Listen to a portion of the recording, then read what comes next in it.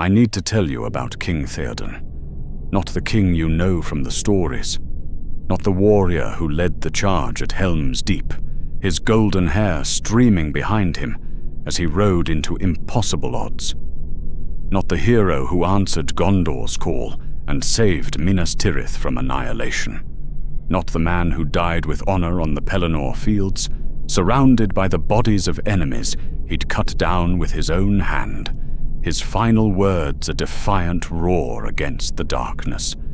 I need to tell you about the king before that, before Gandalf.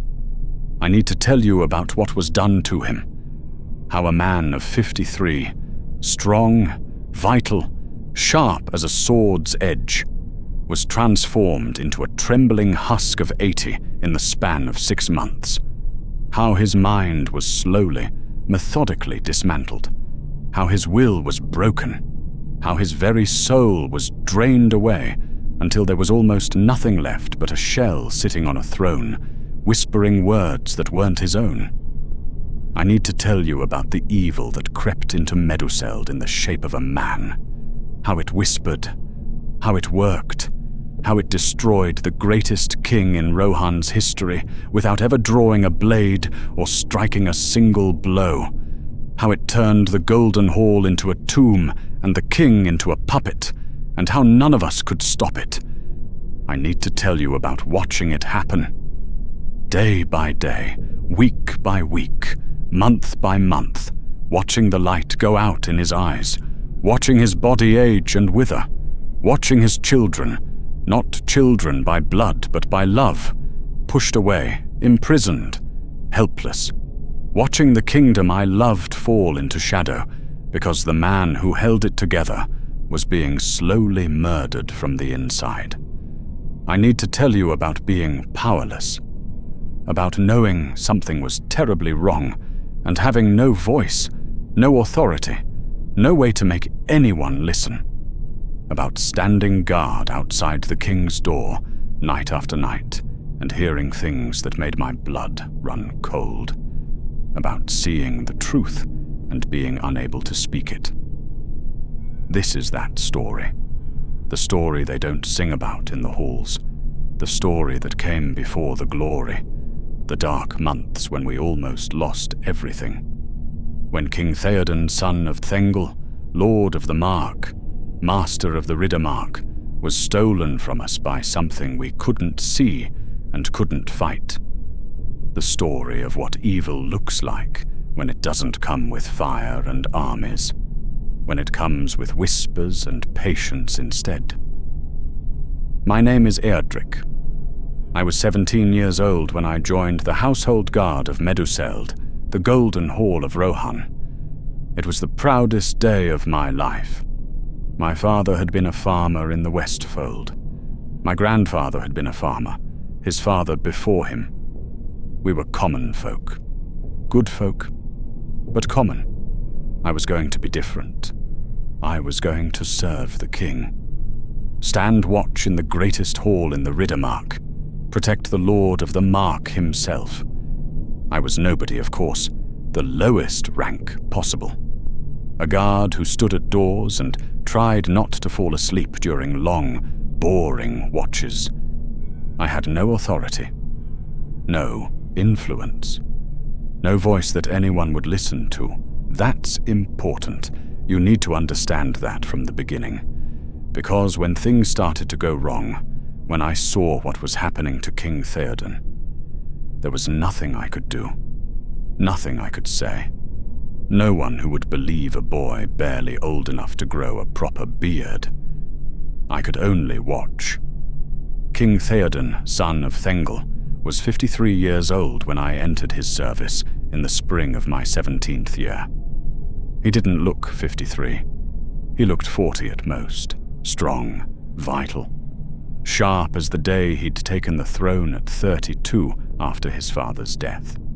He could still ride all day without tiring, still lead cavalry charges that broke enemy formations, still swing a sword with the strength and speed of a man half his age.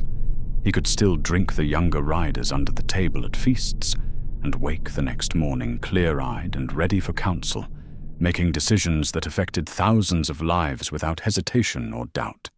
He was what a king should be, what a king of Rohan had to be.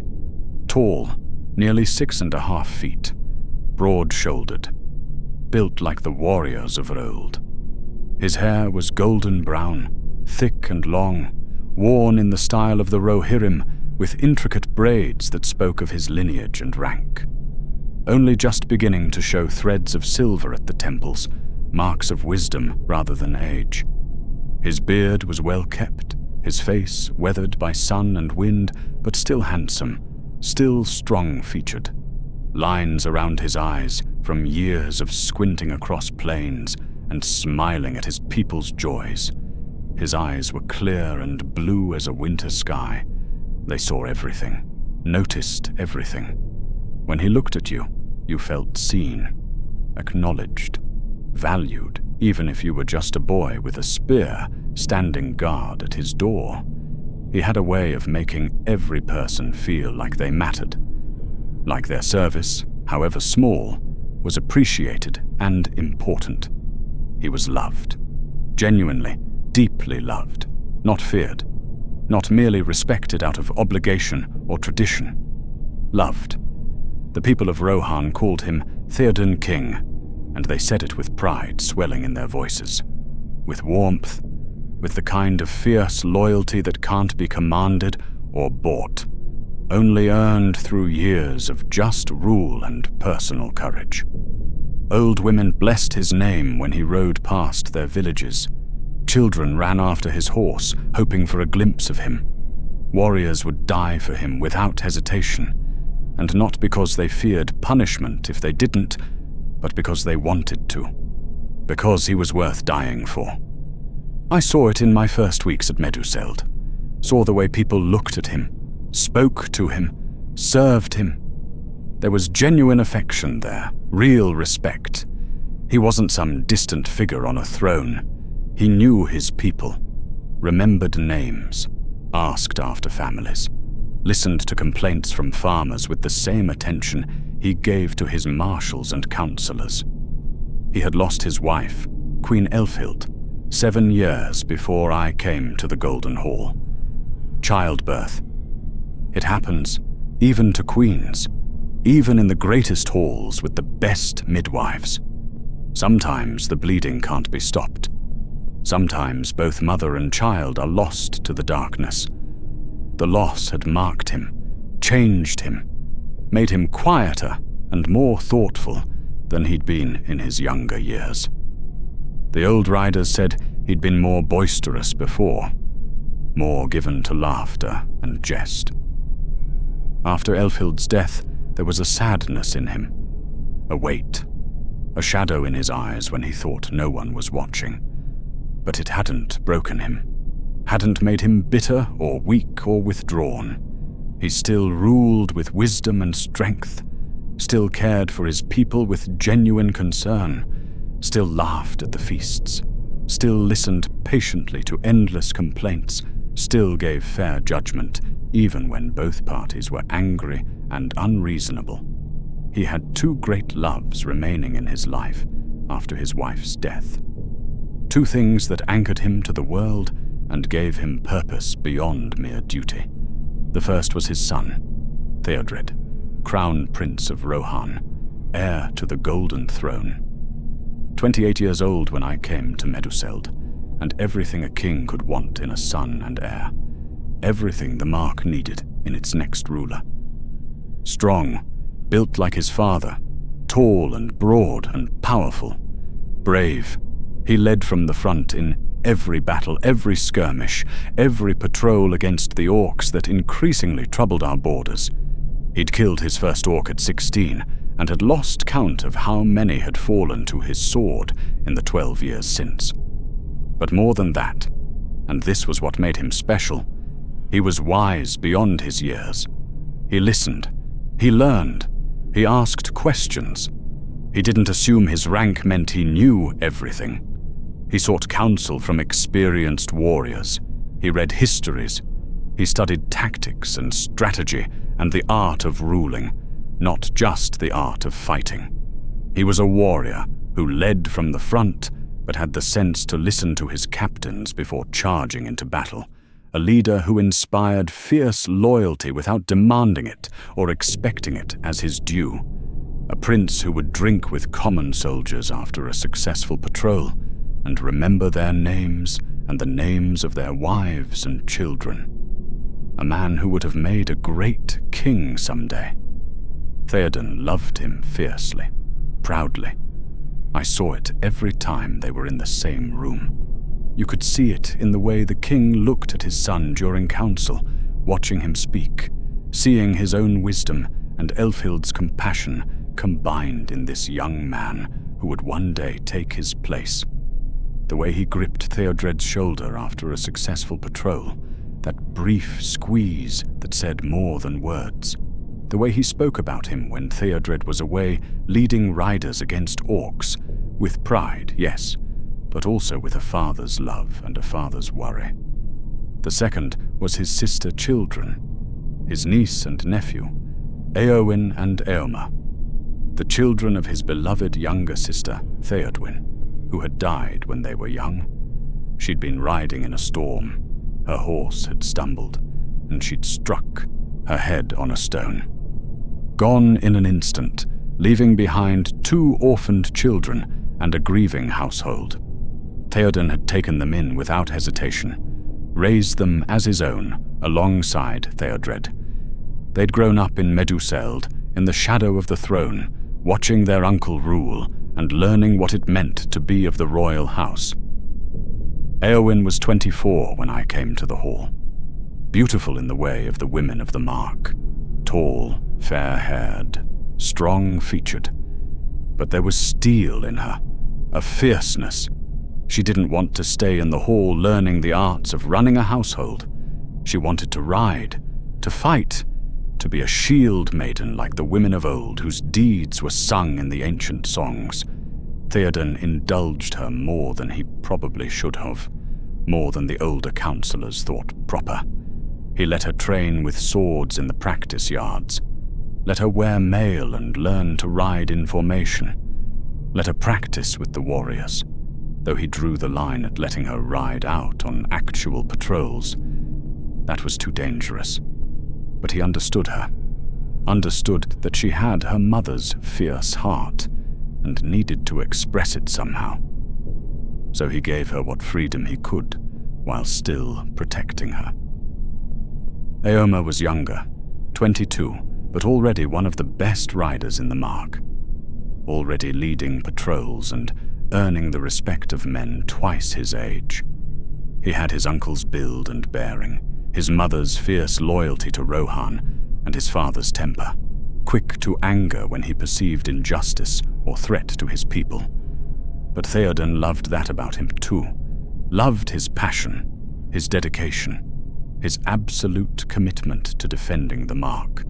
The king saw himself in Éomer, saw the young warrior he'd once been, and guided him with patience and wisdom, teaching him to channel that fire into useful directions. They were his family, his remaining family, the people who made Meduseld feel like home and not just a hall of government, the people he loved, the people who loved him back.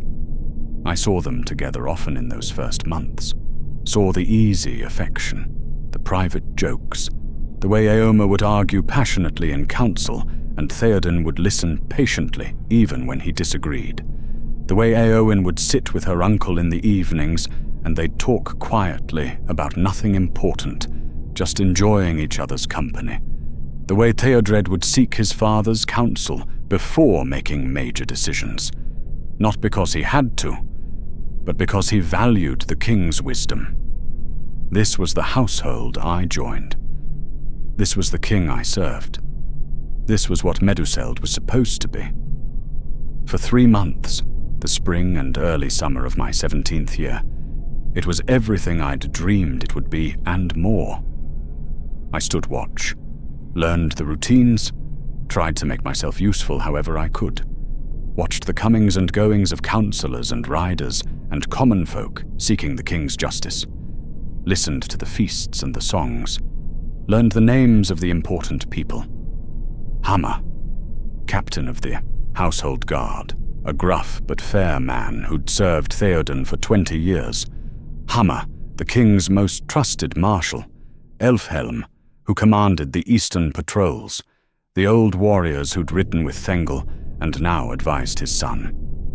I was happy, proud to be there, grateful every day for the chance to serve, grateful to be part of something larger than myself. I was so naive, so young, so completely unprepared for what was coming. None of us were. And then, one afternoon in late summer, everything began to change. I was standing guard at the outer doors of the hall. Afternoon watch, the most boring posting possible. Nothing ever happened during afternoon watch. I saw a rider coming up the path toward Meduseld, alone. Not a Rohirrim. Wrong saddle, wrong tack, wrong everything. He dismounted and approached on foot, and I got my first good look at him. He was thin, gaunt really, almost to the point of looking sickly. His hair was dark and lank, hanging past his shoulders in greasy strands. His face was pale, not healthy pale, but sickly, unnatural pale. Waxy. Wrong. His features were sharp, narrow, a pointed chin, a thin nose, cheekbones that protruded too much, eyes that were dark and deep-set, sunk back in their sockets. When he looked at me, I felt cold, felt something crawl across my skin, felt an instinctive recoil, like my body knew something my mind didn't. "I am here to see the king," he said. His voice was soft, smooth, like oil, the kind of voice that made you lean in to hear better. Pleasant sounding on the surface, but with something underneath. Something wrong. "Your name?" I asked. He smiled. It didn't reach his eyes. "Grimma son of Galmod," he said. "I bring counsel from the south. The king is expecting me." I stepped aside. He walked past me, up the steps, through the doors, into the golden hall. I watched him go, that cold feeling settling in my gut. I had no idea at all, that I'd just watched the beginning of the end walk through those doors. Grimma son of Galmod stayed. I don't know what he said to the king in that first meeting. But I heard about it later. He'd brought news from the south, reports of orc movements, information about Saruman the White, who was supposed to be Rohan's ally, intelligence about threats to the Mark, and he'd offered his services, humbly, deferentially, said he wanted only to serve Rohan. One night became two. Two became a week became a month, and somehow, so smoothly that no one quite noticed it happening, Grimma son of Galmod became part of the household. He had a room in the hall. He ate at the king's table. He attended councils, sitting in the back at first, offering quiet observations when asked, speaking softly and carefully. He was useful. That was the thing. He did bring news, did have connections, did seem to know things about Saruman's doings, about orc movements, about threats to Rohan. And he was careful never to overstep, never to claim more authority than he had. He offered counsel only when asked, deferred to others, made himself indispensable through small services and useful information. The other counselors didn't like him much, but they couldn't point to anything specific he'd done wrong. The king seemed to value his counsel, so Grimma stayed, and slowly, carefully, like a spider spinning a web, he made himself essential. He was always there, always available, always ready to offer quiet support, useful information, subtle flattery disguised as honest observation. By the end of the first month, they were calling him Wormtongue. The nickname fit too perfectly. The way he moved, sinuous and careful. The way he watched people, cold and calculating. The way he spoke, smooth on the surface, but with poison underneath. I hated him. We all did. But Théoden listened to him, trusted him. And that's when the king started to change. It was subtle at first. He seemed tired, not exhausted, just tired in a way that went deeper than physical fatigue, a weariness in his eyes. He would sit in council and his attention would drift, would speak and then pause mid-sentence as if he'd lost his train of thought, would grip the armrests of his throne too tightly, knuckles white. Small things. Things that could be explained by stress, by the weight of ruling in dangerous times. But they kept happening, and they got worse. And there was a pattern. They happened more after Wormtongue's visits. I was on door duty often, standing outside the king's private chambers, and I noticed that Wormtongue visited the king almost every evening. Always late, after everyone else had retired. He would stay for an hour, sometimes 2, sometimes longer. I couldn't hear words through the thick oak doors, but I could hear voices, could hear the murmur of Wormtongue's voice going on and on, soft, steady, hypnotic, like water flowing over stone, wearing it down, and occasionally the king's voice, responding, but slower than it should be, uncertain, hesitant. One night, about 6 weeks after Wormtongue's arrival, Éomer came to see his uncle. He'd just returned from patrol, still in his riding gear, mud on his boots. I heard him greet his uncle warmly. Then his voice rose. "We need to respond. We can't just let them raid our villages without consequence." The king's voice, soft, defensive. "That's madness. We're riders of the mark. We don't hide behind walls." Then a third voice. Wormtongue. I hadn't realized he was in there. His voice was smooth, calm. Éomer's voice rose again, angrier. "I'm not speaking to you, Worm. I'm speaking to my uncle. He is my counselor, Éomer. He speaks with my... He's poisoning you. Can't you see it?" "That is enough." Silence. Then footsteps. The door opened. Éomer came out, his face red, jaw clenched, hands in fists. He looked at me and I thought he was going to speak, but he just shook his head and walked away. Inside, I could hear Wormtongue's voice again. Soft. Soothing. The next morning, I heard what had happened. Éomer had been arguing for aggressive action against orc raiders. The king had refused, said they couldn't spare the forces, shouldn't provoke the enemy. It was Wormtongue's counsel. Everyone knew it. Théoden had never been cautious before, had never counseled retreat. But now he was, because Wormtongue whispered in his ear. 3 months after Wormtongue's arrival, midwinter now, snow covering the plains, I noticed something that made my blood run cold. The king looked older. Not tired. Not sick. Older. Physically, visibly older than he had been 3 months ago. His hair, which had been mostly golden brown with threads of silver at the temples, was now perhaps a third grey. The silver was spreading, creeping through the gold like frost across a window. His face, which had been weathered but strong, was now deeply lined. Creases around his eyes and mouth that hadn't been there before. Not laugh lines. These were harsh lines. Lines of pain and confusion and fear. His hands, which had been steady and strong, now trembled when he reached for his cup, when he tried to write his name on documents. He moved differently too, carefully, stiffly, like his joints ached, like simple movements required effort and concentration.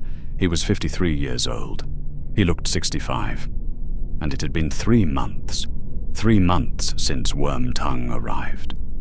No one ages that much in 3 months. It's not possible. It's not natural. But I saw it. And I wasn't the only one. I heard the servants whispering, saw the guards exchanging worried glances, heard the older councillors murmuring to each other in corners, their faces troubled, their voices too low to make out words but their tone clear enough. Concern, confusion, fear. But what could anyone say? What could anyone do?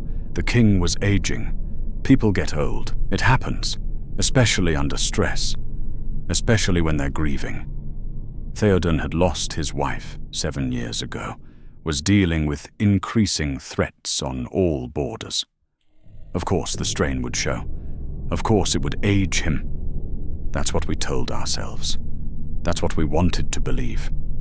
Because the alternative, that something was being done to him, that he was being aged deliberately, that Wormtongue was somehow draining his life and strength.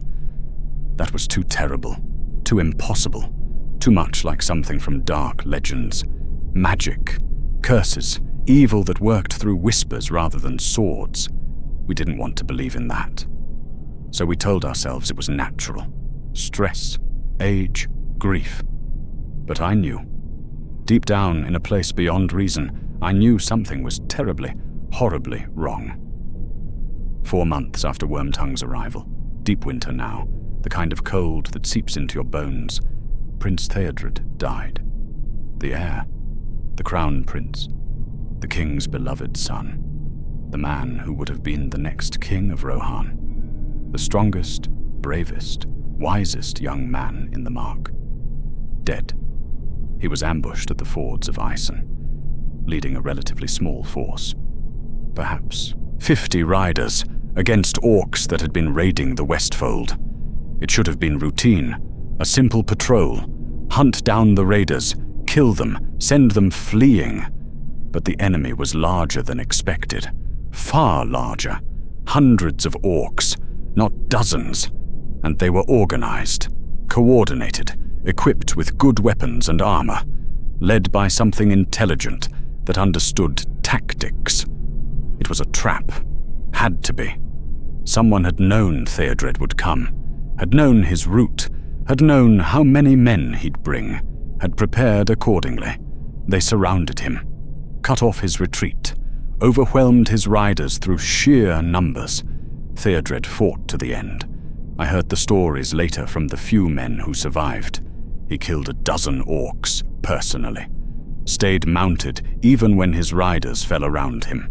Rallied his men again and again, trying to break through, trying to save as many as he could. He died with his sword in his hand and his men dying around him. Died protecting the last handful of survivors as they fled. Bought them time with his life. Made his death mean something. But he still died.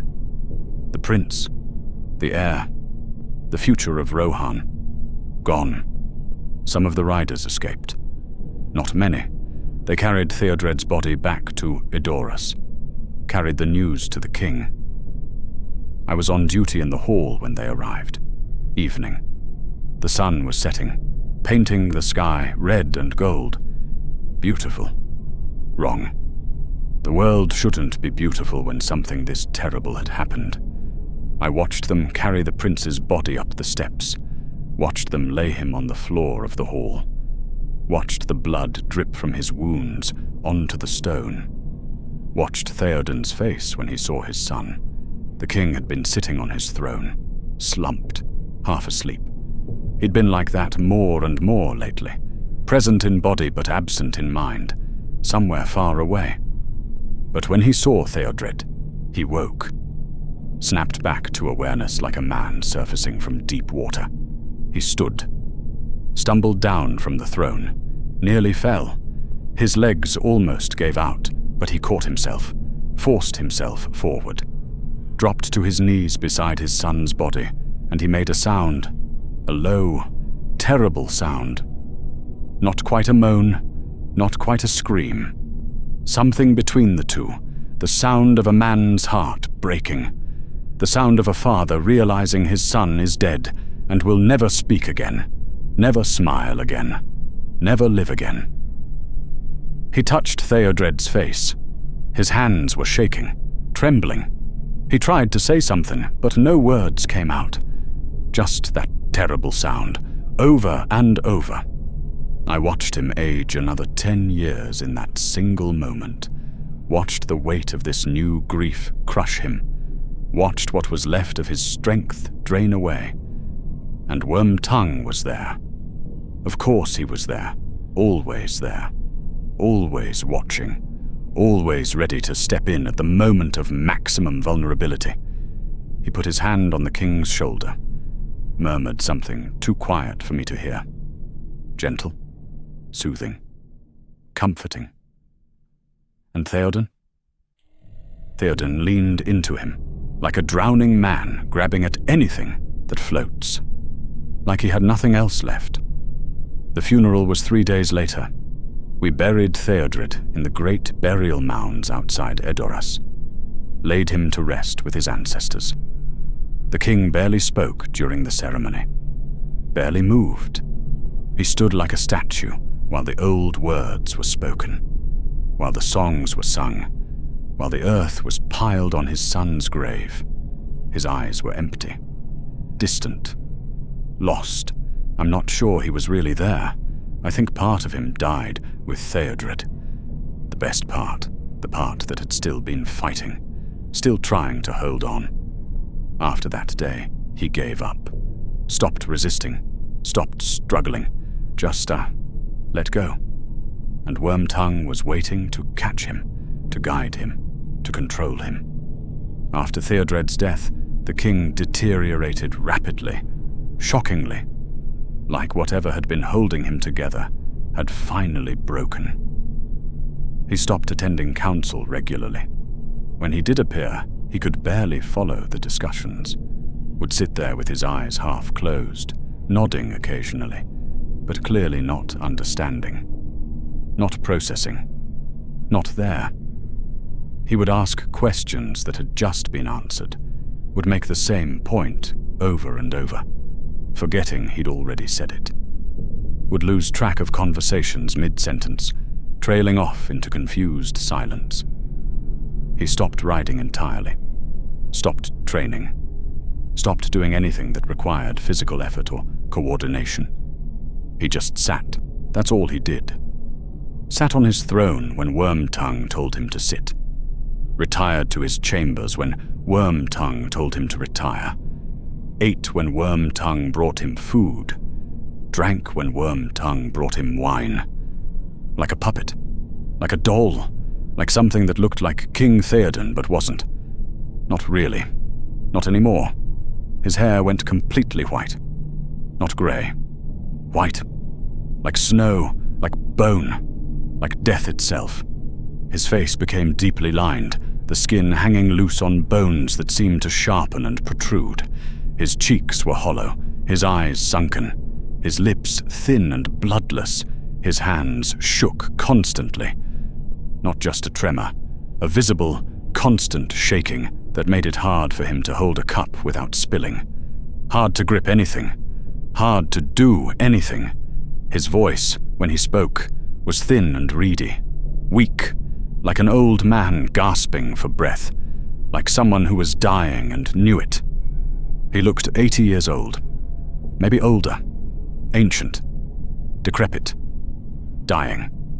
He looked like a corpse that hadn't realized it was dead yet. And maybe that's what he was.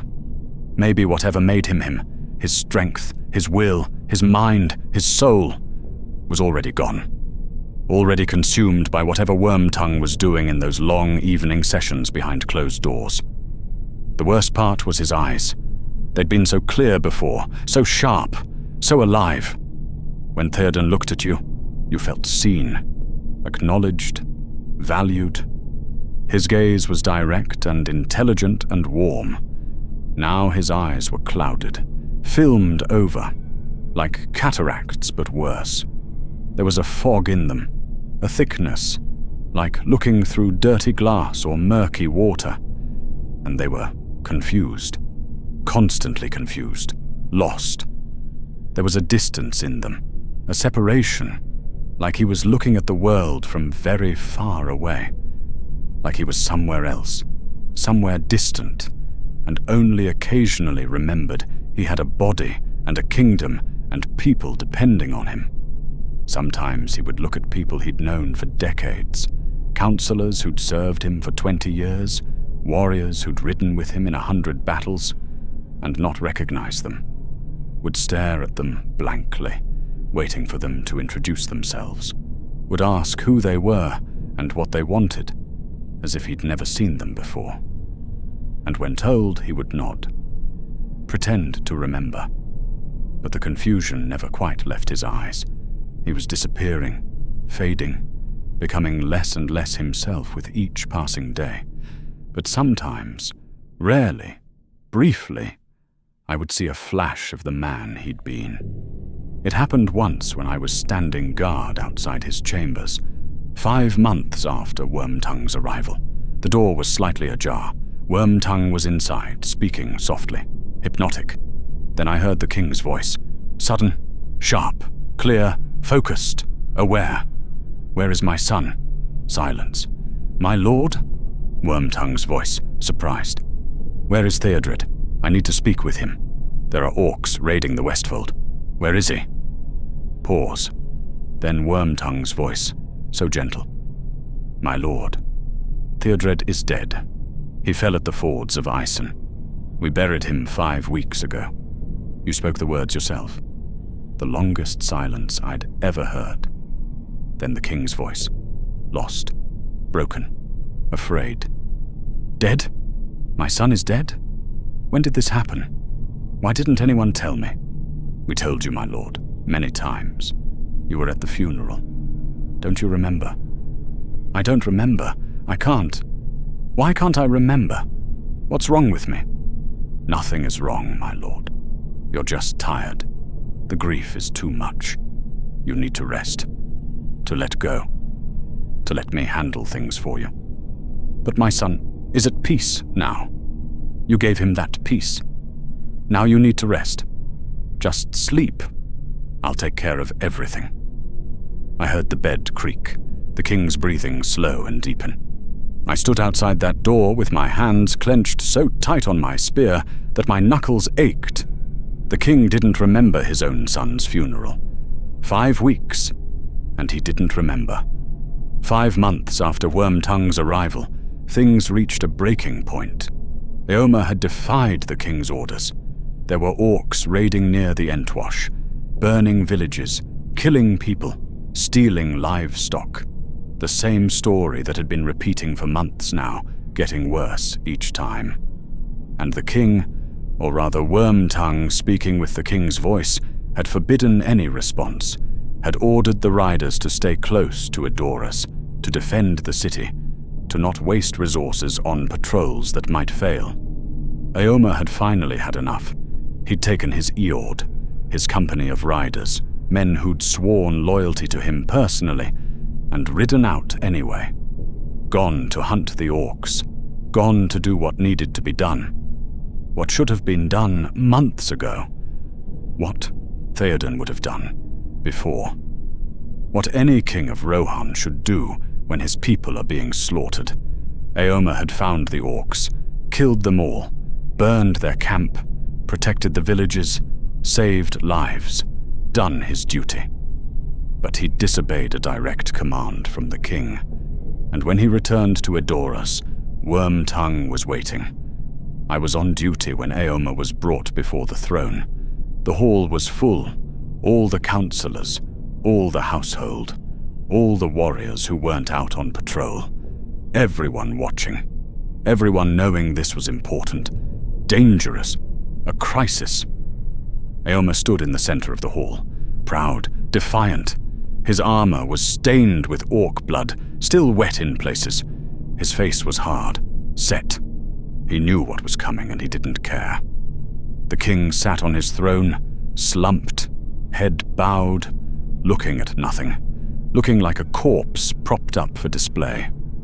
Wormtongue stood beside him, stood slightly behind and to the right in the position of an advisor. But everyone knew who was really in control, who was really making the decisions, who was really the power in this hall. Wormtongue spoke. His voice was smooth, calm, reasonable, the voice of law and order and proper authority. Éomer, son of Eomund, you stand accused of defying the king's direct command, of riding out against orders, of taking royal riders on an unauthorized mission, of placing yourself and your men in danger against the king's express wishes. Éomer said nothing, just stood there, staring at Wormtongue with open hatred in his eyes. How do you answer these charges? I did what needed to be done. Éomer's voice was flat, final. Orcs were killing our people. Someone had to stop them. The king would have... The king did command, Wormtongue interrupted smoothly. He commanded you to remain, to defend Edoras, to preserve the riders for the defense of the city. You disobeyed. You placed your own judgment above your king's. That is treason. Treason? Éomer's voice rose. Defending Rohan is treason? Protecting our people is treason? Doing what the king would have done if he were himself is... You will not speak of the king that way. Wormtongue's voice hardened. You will show respect for... I'm not speaking to you, Worm. Éomer's voice thundered through the hall, made the rafters shake, made everyone flinch. I'm speaking to my uncle, to my king, to the man who raised me. He turned, looked directly at Théoden, ignored Wormtongue completely. Uncle, please, look at me. See what's happening. See what he's doing to you. You're not yourself. You haven't been yourself for months. Something is wrong. Can't you feel it? Can't you remember who you were? What you believed in? What you taught me about duty and honor and protecting our people? The king's head lifted slightly. His clouded eyes tried to focus, tried to see, tried to understand. For a moment, just a moment, just a brief flickering instant, I thought he would. I thought the fog would lift. I thought Théoden would come back, would see his nephew, would remember himself, would wake up and end this nightmare. Éomer, he whispered. His voice was so small, so lost, so confused. I don't... And then Wormtongue was there, leaning close, putting his hand on the king's shoulder, whispering, his lips barely moving, his eyes fixed on Théoden's face, and the moment was gone. The brief spark of awareness vanished. The fog rolled back in, thicker than before. The king's eyes glazed over again. His head dropped. His attention drifted away. Théoden was gone. Whatever had surfaced for that brief instant was buried again, lost again, smothered by whatever dark power Wormtongue wielded. Take him, Wormtongue said. His voice was cold now, hard, all pretense of gentleness gone. Confine him to his quarters.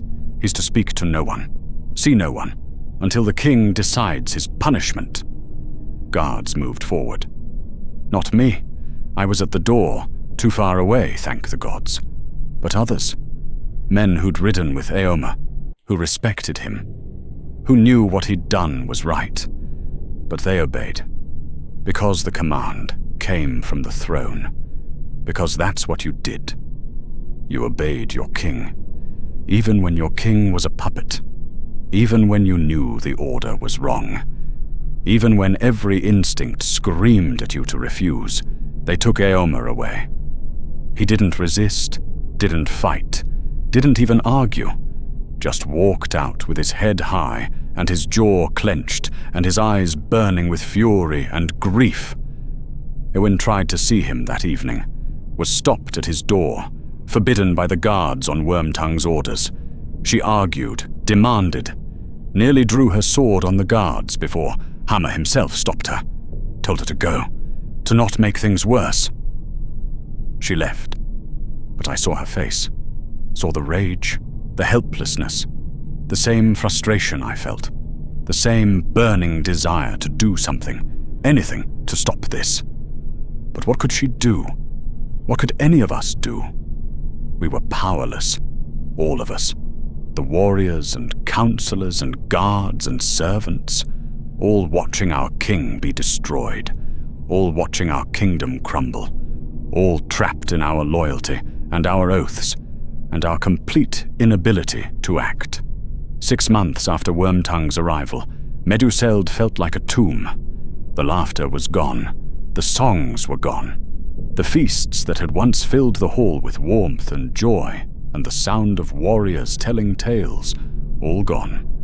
Replaced by silence, by whispers, by the quiet shuffling of servants who moved through the corridors like ghosts, afraid to make noise, afraid to draw attention. The warriors who'd once filled the hall with their presence, they were gone too. Some had left. Just left. Unable to bear watching what was happening, unable to stay in a place that had become so dark, so wrong. Others remained, but they were different, quieter, grimmer. They went through the motions of their duties, but there was no heart in it anymore. No pride, no joy in service, just obligation. Éomer was still confined to his quarters, still imprisoned in his own, home for the crime of defending Rohan, of doing his duty. Éowyn moved through the halls like a ghost, pale, silent, watching Wormtongue with eyes that promised murder if she ever got the chance. But she was just one woman, one person. What could she do against this? Nothing. Same as the rest of us. Nothing.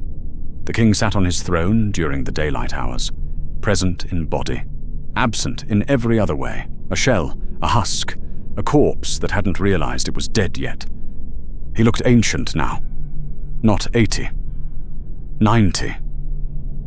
Maybe older. His hair was pure white, thin and wispy, barely covering his scalp. His skin hung loose on bones that seemed too sharp, too prominent, like his flesh was wasting away and only the skeleton remained. His eyes were almost completely clouded now, filmed over with something grey and thick. He could barely see, would squint at people standing right in front of him. He was dying. I was certain of it now. Not from age, not from grief, not from natural causes. He was being killed, drained, consumed. Whatever Wormtongue was doing to him was killing him slowly, systematically, inevitably. And when he died, Wormtongue would rule, would control Rohan completely, would serve Saruman's purposes without any interference from anyone who might remember what the mark had been before. We were losing, had already lost. The war was over, and evil had won without a single battle being fought. Just whispers, just patience, just the slow, methodical destruction of one good man who'd stood in the way. And there was nothing anyone could do, or so I thought, until one morning when everything changed. It was midday, spring. The sun was shining, birds were singing. The world outside Meduseld was beautiful and alive and full of hope. Inside the Golden Hall, there was only darkness and despair. I was on gate duty, standing at the outer doors. It was warm, pleasant, the kind of day that should have made me happy. But I felt nothing, just numbness, just the grinding weight of helpless watching. I saw them coming up the path from the town, riders. 4 of them, no, more than that. There were small figures too, walking, leading a pony. As they got closer, I saw what they were. Hobbits, 4 hobbits from the west. Little folk, halflings. What in the gods' names were hobbits doing in Edoras? But riding with them, walking with them, leading a grey horse, was someone else. Tall, old, weathered, wearing grey robes and a pointed hat, carrying a long staff in one hand. My heart stopped, then started again, beating faster. Hope. Sudden, desperate, overwhelming hope. I knew him. Everyone in Rohan knew of him.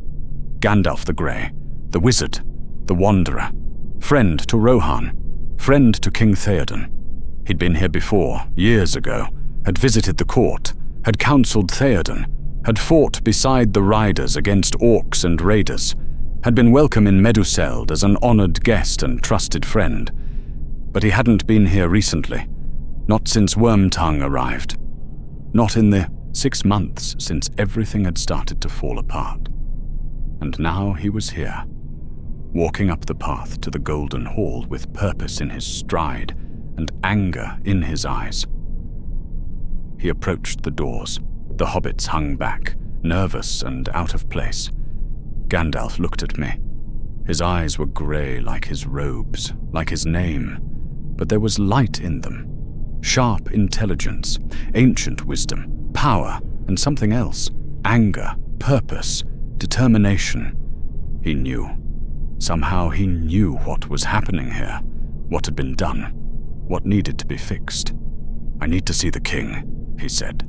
His voice was firm, commanding, not a request, a statement of fact.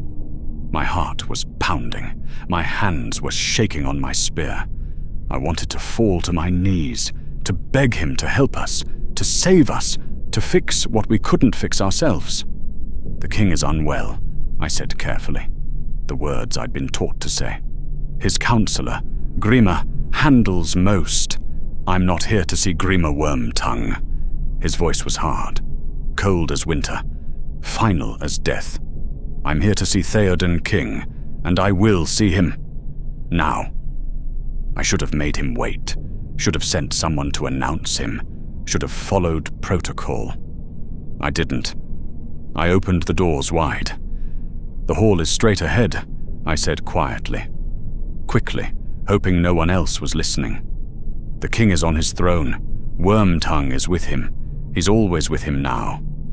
Gandalf's eyes met mine, and I saw that he understood. Understood everything. The desperation, the hope, the silent plea for him to fix what we couldn't fix ourselves, to save what we couldn't save. He nodded once, sharp, acknowledging. Then he strode into the hall, his staff striking the floor with each step. The hobbits hurried after him, their eyes wide, clearly terrified but following anyway because they trusted him. I abandoned my post, just left it. Followed them in. If I was going to be punished for it, so be it. I had to see this, had to know, had to watch whatever was about to happen. The hall was dim, the windows were shuttered. Wormtongue had ordered it months ago. Théoden sat on his throne in shadows, more ghost than man. Wormtongue was beside him, always beside him. He saw Gandalf and fear flashed across his face, then anger, then calculation, but quickly masked with a false smile. "Gandalf Graham," he said smoothly, "you are not welcome here." "I'm not here for your welcome, worm." Gandalf's voice filled the hall like thunder. "I'm here for the king." He walked forward, his staff striking the floor. Wormtongue moved to block his path. "The king is unwell. He sees no one." Gandalf struck the floor with his staff. The sound rang like thunder. Light blazed from the wood, sudden, brilliant, white and pure. It drove back the shadows. "Stand aside."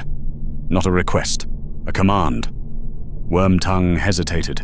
His mask slipped, showing real fear. He looked at Théoden, who was stirring, turning toward the light, confused. "You have no power here." Wormtongue's voice strained. "The king has chosen his counselor. You speak lies and poison." Gandalf's voice was terrible. "You are Saruman's creature, his spy, and your work here ends now." He raised his staff higher. The light blazed brighter, and Wormtongue fled. Actually fled, scuttled backward away from the light, toward the doors, away. I saw his face in that moment. The mask dropped completely. Hatred, malice, terror, something that wasn't quite human anymore. Then he was gone, running from the hall. Gandalf watched him go, then turned to the king. Théoden sat on his throne, blinking in the light, confused, lost, frightened. Gandalf approached slowly, carefully, gently. "Théoden, son of Thengel," he said softly, "King of Rohan. It's time to wake up. Time to come back. Time to remember who you are. The king's eyes struggled to focus. Gandalf, is that you? How long? Where have I? What's happening? You've been in shadow, under a spell. Wormtongue was Saruman's agent, sent to destroy you. He's been poisoning you, draining you, stealing your mind and strength. Théoden's face twisted. Pain. Horror. I can't remember. Can't think. Where have I been? Too long. But you're still there. You just need to find your way back. To remember. Gandalf raised his staff, spoke words in an ancient language. The light grew brighter, warmer. Not harsh. Healing. Like sunlight after winter. Like dawn after the longest night. The light touched the king, surrounded him, flowed over him, and Théoden changed. The fog in his eyes began to clear. The clouds lifted. His eyes became sharper, more focused, more aware. The slump in his shoulders straightened. His spine stiffened. He sat up, taller, stronger. The trembling in his hands steadied. Not completely, but better. He had control again. Color returned to his face. He was still old, still marked by what had been done, but there was life in his face again. He looked at his hands, turned them over, stared at them like seeing them for the first time in months. I was lost, he whispered, his voice stronger now, clearer. In darkness, in fog, I couldn't think, couldn't remember. Everything was distant, like I was trapped inside myself. He looked at Gandalf, his eyes clear, sharp, aware. How long? 6 months. Théoden's face twisted. My son, Théodred. I remember the funeral. Barely. Like a dream. I couldn't grieve, couldn't feel, just emptiness. That was the spell, draining you, making you weak so Rohan would be weak. Théoden stood. His legs shook, but he stood, forced himself up, refused to be weak anymore. He swayed, caught himself, found his balance, then stood straight, tall, a king again. Wormtongue, he said, fury in his voice. Where is he? Fled, my lord, I spoke without thinking. He ran when Gandalf came. The king looked at me, really looked, saw me for the first time. And you are? Éadric, my lord. Household guard. I've been watching. I saw what was happening. I tried. I couldn't. You did what you could, Théoden said, quietly. What could any of you have done? He looked around the hall, the shuttered windows, the shadows, the grimness. Open the windows, he commanded. His voice rang through the hall. Strong, certain. All of them. Let in the light. This hall has been a tomb long enough. Guards rushed to obey. Sunlight flooded in. The hall transformed. From tomb to home. Théoden breathed deeply, lifted his face to the sun. I can feel it, he said, quietly. The spell.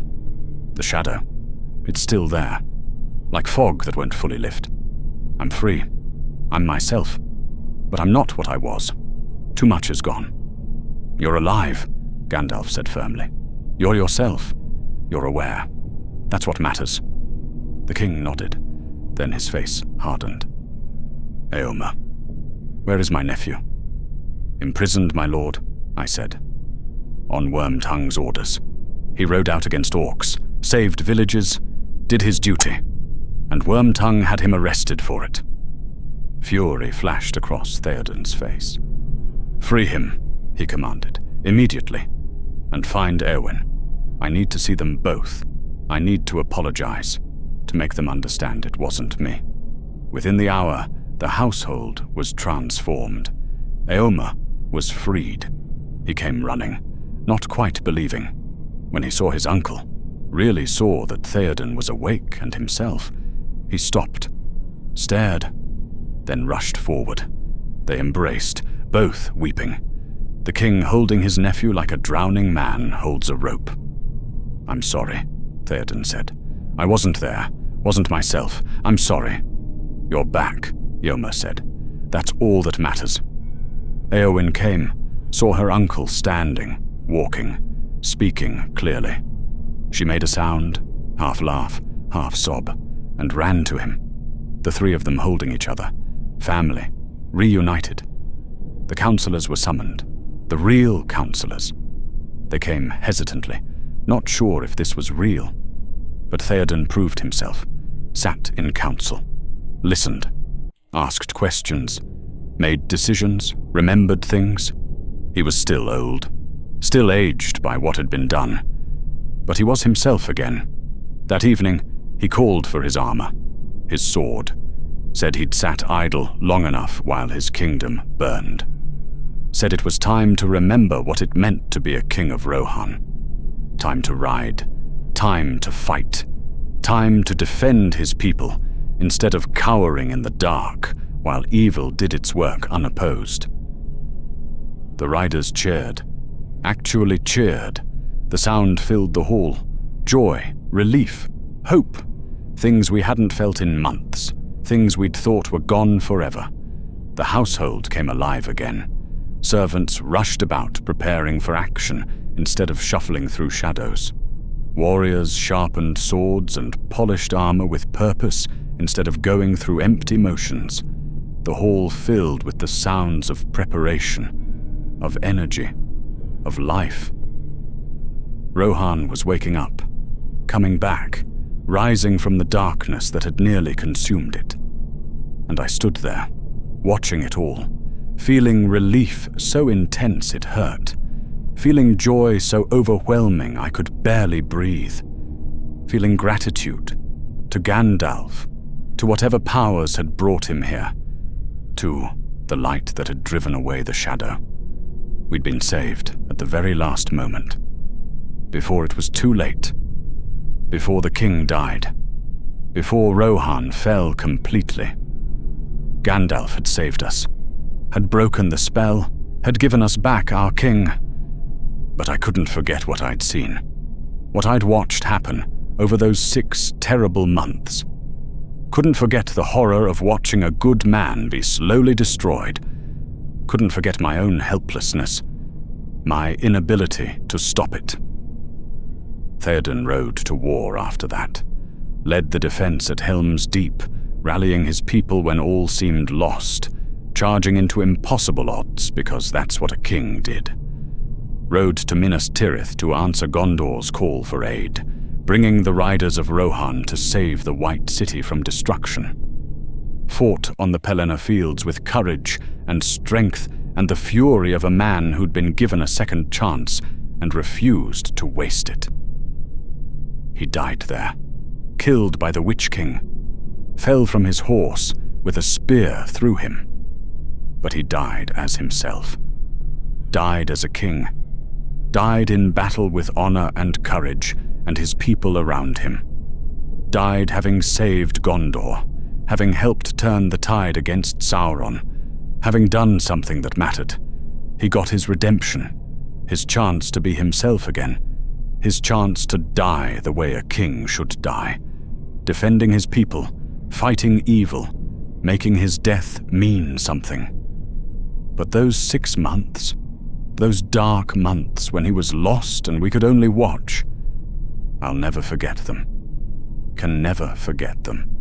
They're burned into my memory like scars that will never fade.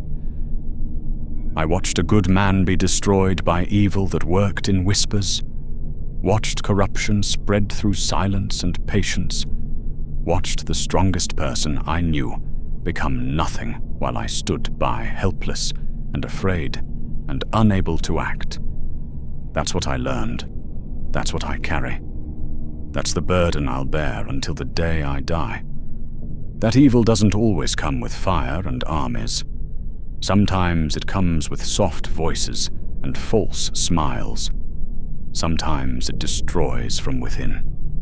Sometimes the greatest threats are the ones you don't see until it's too late.